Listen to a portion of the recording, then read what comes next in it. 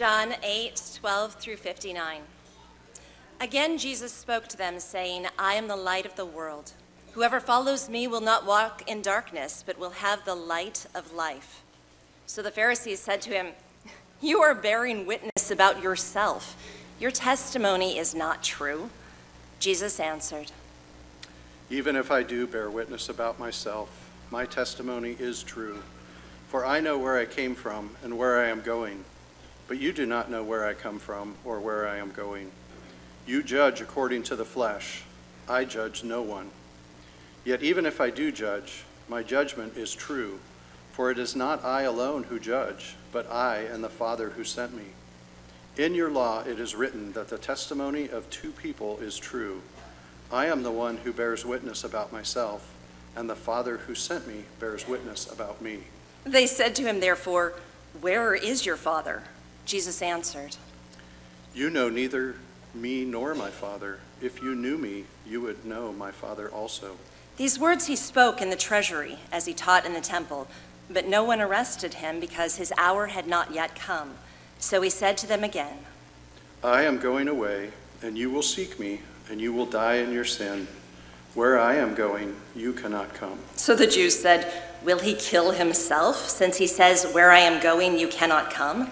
He said to them, You are from below. I am from above. You are of this world. I am not of this world. I told you that you would die in your sins, for unless you believe that I am he, you will die in your sins. So they said to him, Who are you? And Jesus said to them, Just what I've been telling you from the beginning. I have much to say about you and much to judge. But he who sent me is true, and I declare to the world what I have heard from him. They did not understand that he had been speaking to them about the Father. So Jesus said to them, When you have lifted up the Son of Man, then you will know that I am he, and that I do nothing on my own authority, but speak just as my Father taught me. And he who sent me is with me. He has not left me alone, for I always do the things that are pleasing to him. As he was saying these things, many believed in him. So Jesus said to the Jews who had believed him, If you abide in my word, you are truly my disciples, and you will know the truth, and the truth will set you free. They answered him, We are offspring of Abraham and have never been enslaved to anyone. How is it that you say you will become free? Jesus answered them, Truly, truly, I say to you, everyone who practices sin is a slave to sin. The slave does not remain in the house forever. The Son remains forever. So if the Son sets you free, you will be free indeed. I know that you are offspring of Abraham, yet you seek to kill me because my words find no place in you. I speak of what I have seen with my Father, and you do what you have seen from your father. They answered him, Abraham is our father. Jesus said to them, If you were Abraham's children, you would be doing the works Abraham did. But now you seek to kill me, a man who has told you the truth that I heard from God. This is not what Abraham did. You are doing the works your father did. They said to him, We were not born of sexual immorality. We have one Father, even God. And Jesus said to them, If God were your father, you would love me, for I came from God and I am here. I came not of my own accord, but he sent me. Why do you not understand what I say? It is because you cannot bear to hear my word. You are of your father the devil, and your will is to do your father's desires. He was a murderer from the beginning and does not stand in the truth, because there is no truth in him. When he lies, he speaks out of his own character, for he is a liar and the father of lies. But because I tell you the truth, you do not believe me. Which one of you convicts me of sin? If I tell the truth, why do you not believe me? Whoever is of God hears the words of God. The reason why you do not hear them is that you are not of God. The Jews answered him, Are we not right in saying that you are a Samaritan and have a demon? Jesus answered, I do not have a demon, but I honor my Father, and you dishonor me. Yet I do not seek my own glory. There is one who seeks it, and he is the judge. Truly, truly, I say to you, if anyone keeps my word, he will never see death. The Jews said to him, "Now we know that you have a demon. Abraham died, as did the prophets, yet you say, if anyone keeps my word, he will never taste death. Are you greater than our father Abraham, who died, and the prophets died? Who do you make yourself out to be?" Jesus answered, "If I glorify myself, my glory is nothing. It is my Father who glorifies me, of whom you say he is our God. But you have not known him. I know him. If I were to say that I do not know him, I would be a liar like you. But I do know him, and I keep his word. Your father Abraham rejoiced that he would see my day. He saw it and was glad." So the Jews said to him, "You are not yet 50 years old, and have you seen Abraham?"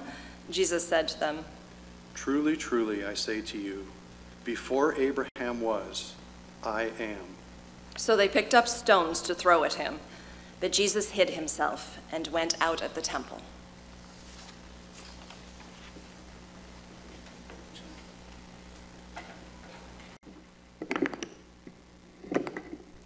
All right. Okay, another lengthy passage. Right, a passage where, ideally, maybe we would split this up and just pick apart certain things, but I don't know, for whatever reason, that's just not my style. It's one sustained conversation that Jesus is having with the Jewish folk of the day. And you see that in John. We have to be very careful about that term there. Jesus is Jewish, his disciples are Jewish, everybody who's following him is Jewish, right? He's ministering in the Israelite context, right? We've learned at this point that most often when Jesus is using that term, the Jewish people, he's referring to the Jewish leaders who are very skeptical and are increasingly hostile to Jesus for a whole variety of reasons. He's stealing their thunder, stealing their glory, and whatnot. So this is one long conversation, and we want to try to make some sense of it here in our already shortened time because I sang that extra song. So you're going to have to try to follow me. And some of you already know that on the days when I lead worship as well, too, the mind is a little bit scattered. And you have to work a little extra hard to pay attention. So I hope you're awake. Maybe the coffee's already brewing. If you need it, feel free to slip out and get it. Okay? But here's how I want to do this. I'm a big picture thinker, and I want to highlight one major theme. A lot of these themes, John, he's so skilled in the way he writes, and a lot of it is so repetitive, and we've heard some of these things before, but there's one thing I want to zero in on and let that be the big picture that guides us through this passage. Okay, but to start that, think some history with me here. 19th century, slavery in the United States is abolished. Civil War ends, right? And then what happens? Like, we immediately go in as a nation to these, Jim Crow laws, right? These segregation laws, these black codes, the criminal injustice system at the time, all these systems and rules and laws meant to keep African Americans from earning too much or having too much land, right? To keep them in perpetual impoverishment so that they would have to go back into indentured servitude, right? Or extended criminal sentences, right, so that they could then use them for work in the criminal, right, all this stuff. This very clear historical example that though, on one hand, this unjust oppression that took place in our country, though that had come to an official end, yet the tyranny of oppression and those who wield it, they stayed around, and that spirit of oppression was still at work, and some would argue in even more oppressive ways than prior to that, right? Tyrants, spirits of oppression, they don't just quietly fade away. And sometimes, historically as well too, people don't know what to do necessarily with their freedom, and sometimes even prefer the consistency, the regularity of the oppression. When I was in one of the previous churches I worked at, we built a relationship with a church in Poland, or as I refer to it, the motherland. And we would send crews over there that would help them with some building projects that they were doing, or run camps for teens and things. One of the times I got to go there, and it was really neat. And as we were also just talking and learning about the culture, this was, we're going back now 15, almost 20 years ago. And it hadn't been too long since, the hold of communism had been released in Poland. But they would talk about how a lot of, especially in the older generation, they weren't really sure what to do with that freedom. And it didn't, they kind of floundered a little bit in that freedom and oftentimes found themselves longing for the days of, the old communistic system there, just because it was just what they knew. It was more familiar. I think maybe even you see this in some of the stuff that's going on in Israel right now, between Israel, and you see it especially in Gaza. We tend, from our perspective, we look at what's happening in Gaza and we think Hamas, man, they're just oppressing their people. They use them as human shields. They care obviously very little about their peace and their prosperities. They keep waging war. We even have the Secretary of State going over there and saying, hey, look, one way out of this system is that we could get the Palestinian Authority that's kind of controlling the shots up in the West Bank, let them kind of be in control in Gaza, get Hamas out of there. But the problem is, Hamas was democratically elected. In their freedom, the people said, no, we want that, right? Because the quality of life in Gaza is very low. They feel like they've suffered under oppression and whatnot. They'll take Hamas with a strong hand that says, hey, we'll get a way out of here, and the only way to do it is by violence. Come follow us. People at the end of the rope are saying, all right, sign me up for that kind of oppression. Why do I start here? The part I'm going to zero in on this morning in our passage is perhaps the most familiar part in this passage, where Jesus says to the crowds, you will know the truth, and the truth will what? Set you free, right?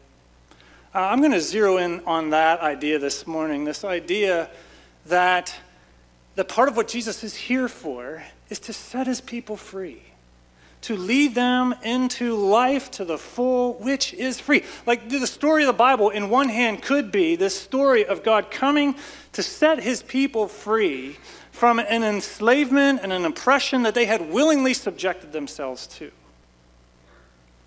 And so if you wouldn't consider yourself a follower of Jesus, but maybe you have questions about him, you're curious about him, you're willing to give him a fighting shot in your life or whatever, this is sort of a key claim that he wants to make to you, okay, that this thing called sin, right, choosing to live life on your own terms with disregard for your maker and how he would lead you in your life, right, this going out on your own and leading life on your own, as Jesus says, those who practice sin are slaves to sin. Right, so we want to talk about that. We want to talk about how Jesus wants to set you free from that.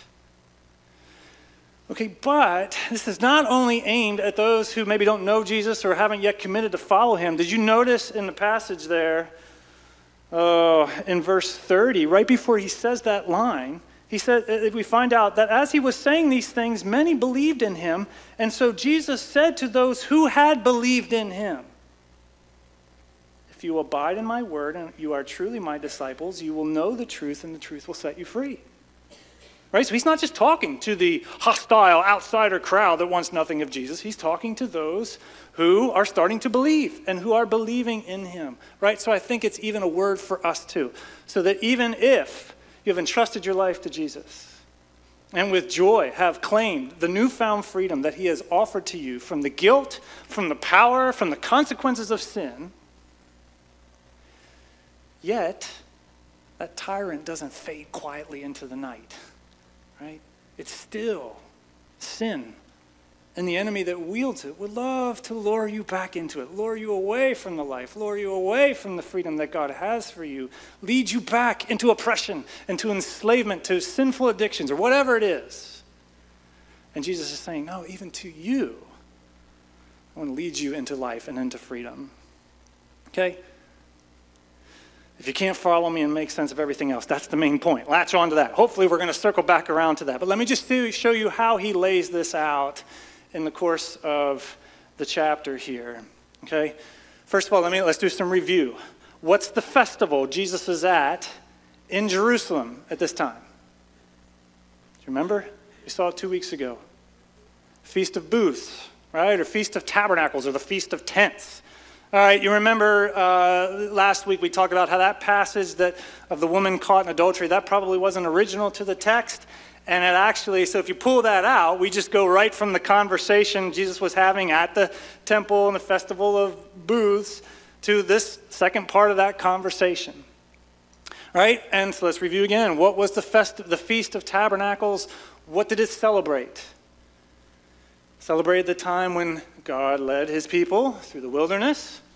When in that wilderness, they had to live out of tents, right? And so it was a time where they remembered God's faithfulness to them and providing for them in the wilderness areas. He gave them manna. He gave them water from the rock, right? And so we talked about how there's these very symbolic actions that would take place in the feast where the priests would come with their jugs of water and they would pour it over the altar, and you would see the water come pouring down from the steps of the courtyard, right? And you would remember God's faithfulness in causing water to gush out of the rock. And you would look forward to the day when God yet again would give life-giving water from the temple. And Jesus stood up in the middle of that and said, if anyone thirsts, let him come to me. And springs of living water will flow out of him. So there was this other thing that they would celebrate in the Feast of Booths, which is also around harvest time. Think of it this way. What was the other very powerful, vivid thing that God did for his people day in and day out when they were journeying through the wilderness? The cloud of fire and the pillar of fire, pillar of smoke, cloud of fire, right? He would lead them very dynamically. During the day, he would lead them with the pillar of smoke, and at night, or the cloud of smoke, whatever, I'm getting them mixed up, but the pillar of fire by night, right? And so it would be a remembrance, not only of God's provision of food and drink in the wilderness, but also his provision of light as they journeyed through the wilderness. Right, it was like their navigation system before they had Lady Google telling you where to turn left and turn right. And if you know anything about the wilderness, right, you don't want to be stuck in the wilderness without a navigation plan, because there are no clearly marked signs. There's no clearly marked things in the terrain that say, oh, okay, here's where we make the left, right? You need that navigation system. Or maybe another way to think about all of this. So the Israelites, they had been set free from bondage and slavery in Egypt. They were en route to their land of promise. But then they had this terrain in between. They had this in-between time where they had to venture through wilderness where they were every bit as contingent or helpless, right? And desperately in need of God's provision, his protection, and his leadership and his guidance. And if at any point in time in their freedom, they choose to say, hey, we think we can lead ourselves through this, or we think we can provide and care for and protect ourselves through this, thanks God, but no thanks. They're dead people walking, right? And that's part of what's being celebrated here in the Feast of Booths. It was also the harvest time, where it was actually quite literally, they would celebrate this on the day when, I forget what that's called, is that the vernal equinox?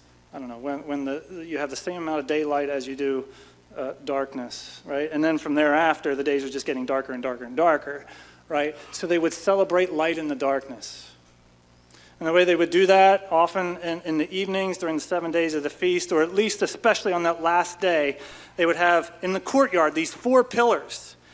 And on top of the 4 pillars, each were 4 golden basins that were filled with oil and these wicks. I think they actually used the old undergarments of the priests as the wicks, and they would light these things up at night when darkness would come. Right? And if you read, the Mishnah and stuff, they talk about just how epic this scene would be in the courtyard. Right? Because remember, this is pre-street lights, flashlights, cell phone lights that everybody could turn on and see, right? When the sun goes down, it's dark out there.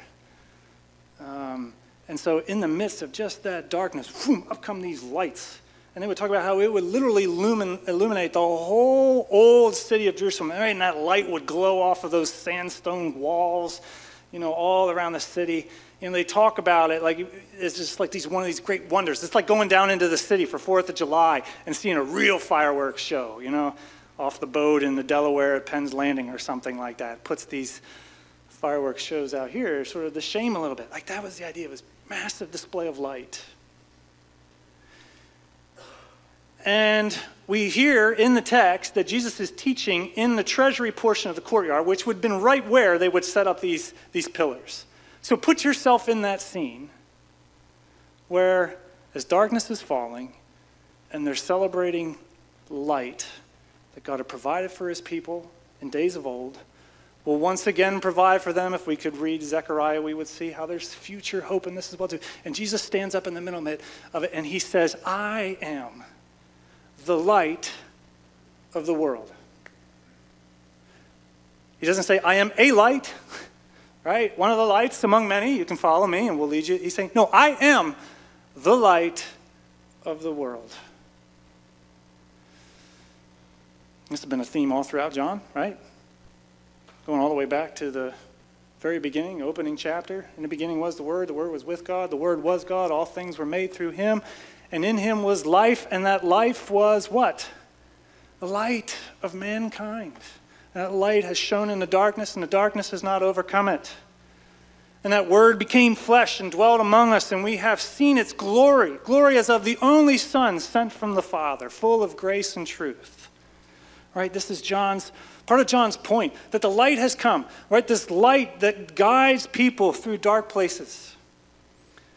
And again, if you're a visual learner, just like situate yourself in that, I don't know, situate yourself in the darkness there. I don't know if any of you have ever been caving before. A couple times in my life, I've been into some actual just natural caves, like not ones where there's a trail and a clearly marked pathway with ropes, but actually in caves. And those would be places where you don't want...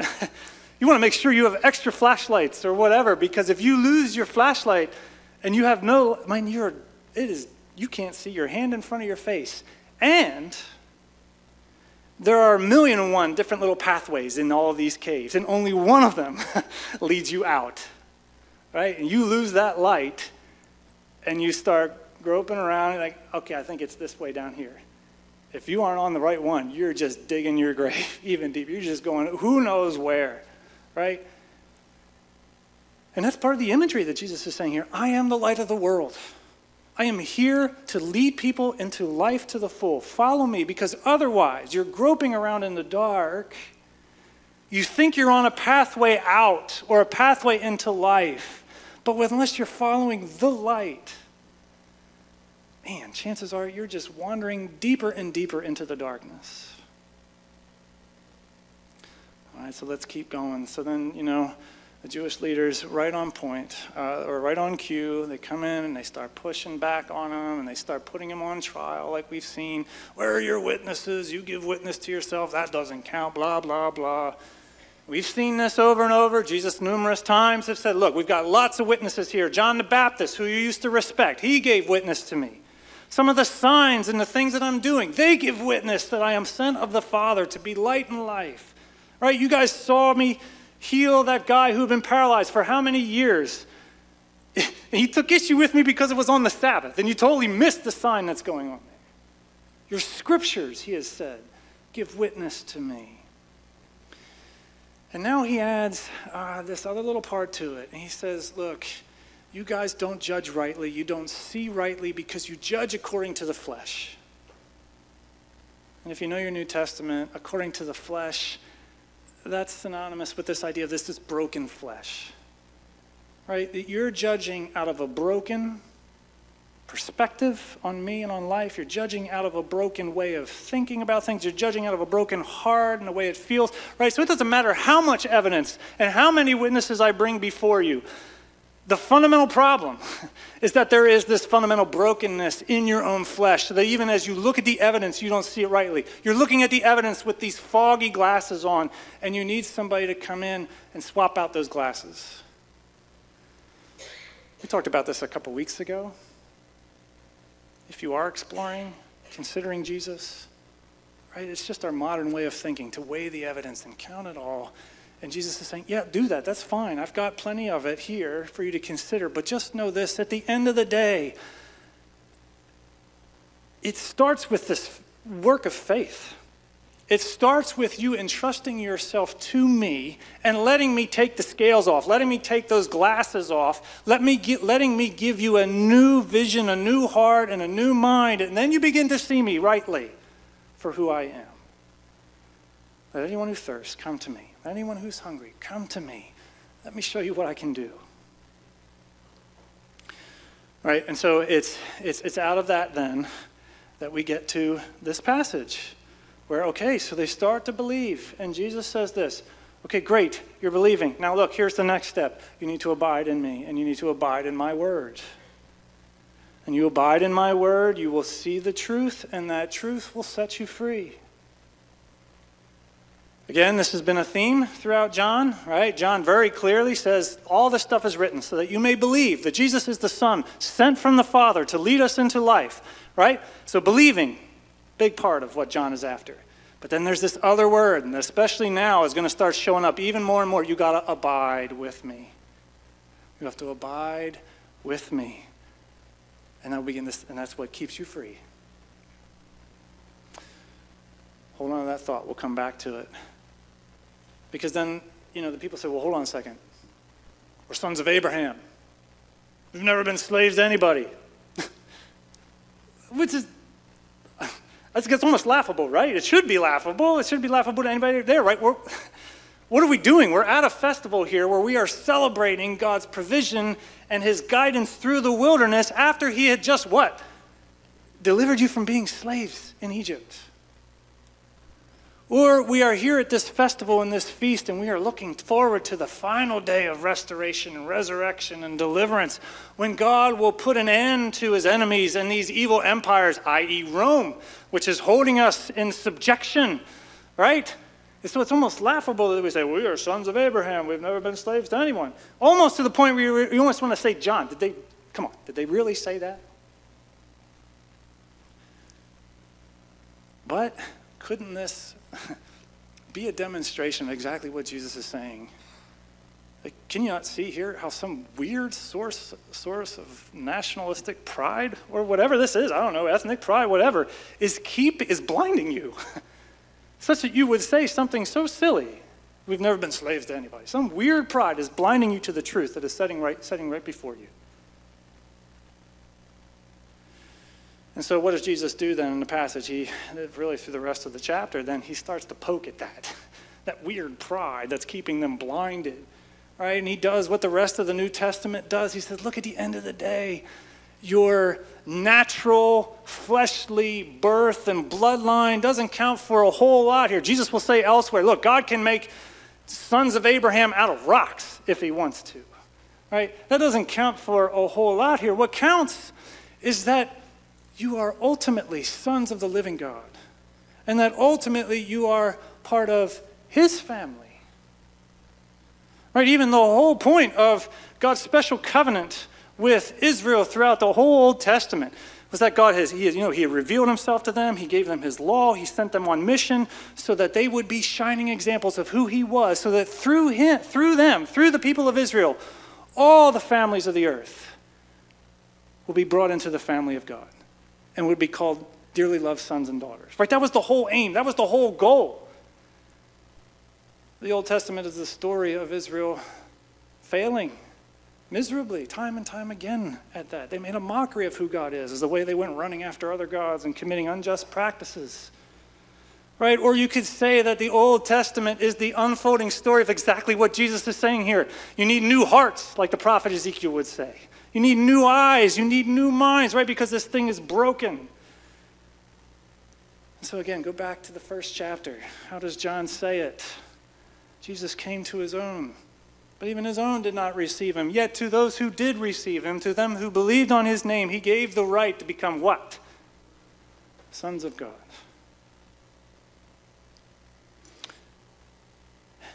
Right, so again, or let's just jump two chapters further. And Jesus is having a conversation with Nicodemus, one of the religious leaders, who in a moment of humility and honesty comes to Jesus and says, Jesus, I see what you're doing. I can clearly see that somehow you have been sent by God. And what does he say to Nicodemus? Nicodemus, I tell you, unless you're born again, you can't see the kingdom. You can't see it. Nicodemus says, what do you mean? What do I go back into my mother's womb? And he says, no. I'm talking about being born again. Well, I forgot that last line from John 1. Right? He gave the right to become sons of God, born not of blood or flesh or human will, but born of the Spirit, right? That's exactly what he says to Nicodemus. Nicodemus, you don't go back in your mother's womb. You're going to be reborn by Spirit and by water. then you can see the kingdom. Then you can enter into all the promises that God has had for his people, going all the way back to the beginning. And this isn't just for you. It's for anybody who will believe in the one true Son and trust their lives to him and abide with him. He gives the right to become sons, born anew, not by flesh and the will of man, but by the Spirit. Right, and that's really what plays out then through the rest of this chapter. Right? In your flesh. Okay, you're sons of Abraham, but spiritually speaking, in your flesh and of your own will, you are not sons of the living God. Instead, who are you sons of, he says? The enemy. You're sons of the devil, right? Who loves to take the power of sin and loves to blind eyes and capture hearts and tangle up people's minds, right? You're captive. You are a son of the devil, who is what? The father of lies and a murderer, Jesus says.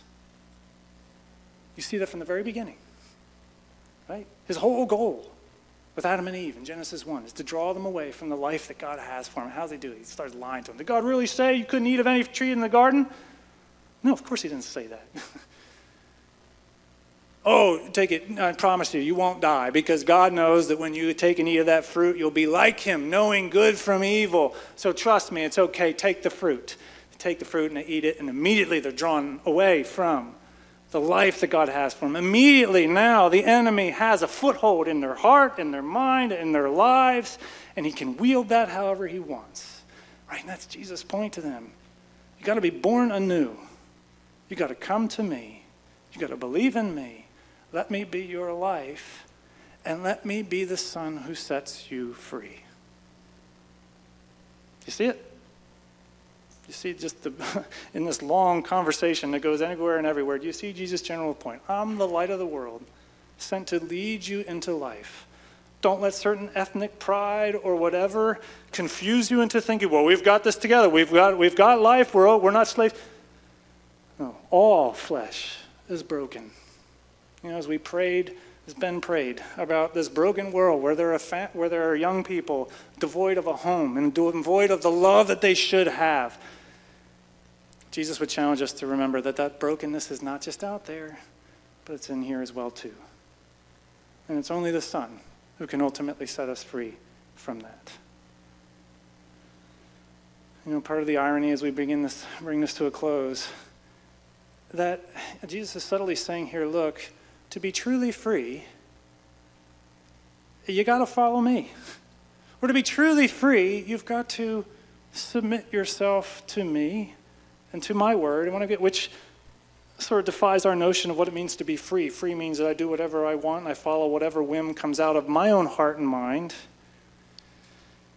which actually we all know is not actually true. If you want to live life to the full, ask any athlete out there, if you want to have the freedom to really excel in whatever you're going after, you have to submit yourself and subject yourself to harsh training regimens. Or maybe not harsh, maybe you love it, maybe you're weird like that. But you gotta submit yourself to regular working out and to eating right and to practices so that when game day comes, you are free to flourish and live into this as best as you can. Or I've told you before, oh man, my dream someday would be able to really hone the gift of playing jazz music.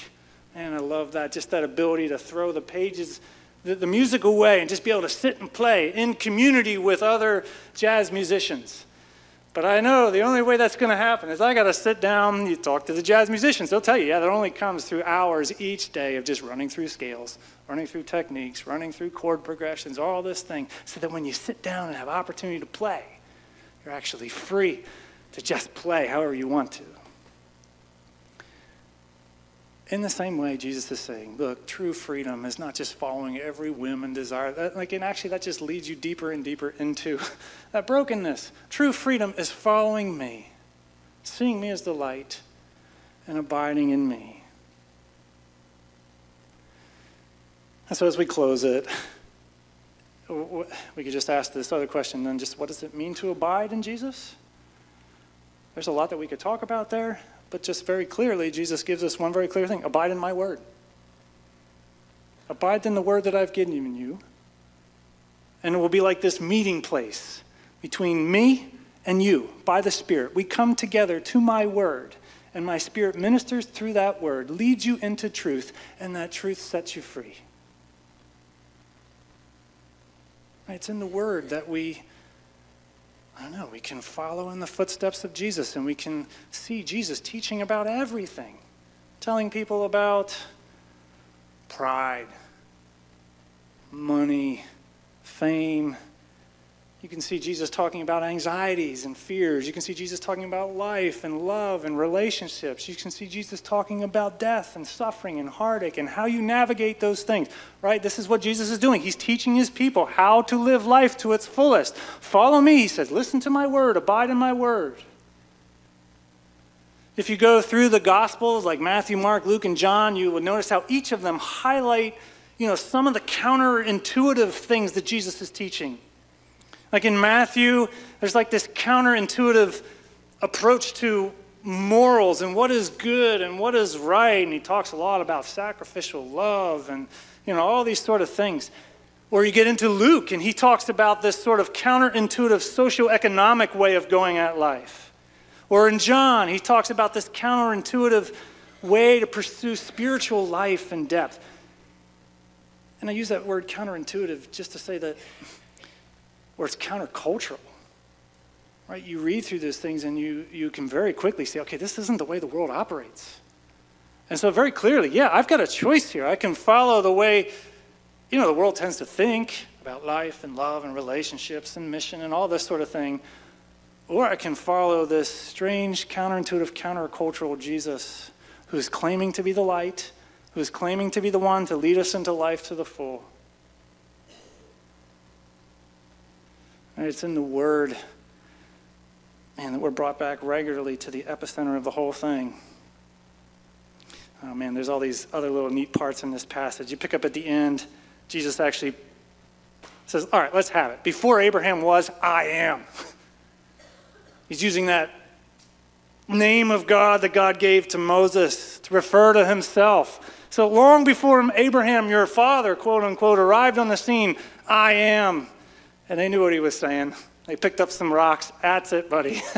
Down you go. It wasn't time yet, so it didn't succeed, right? But Jesus is saying at one point in the text, he says, look, when the Son of Man is lifted up, then you will know I am.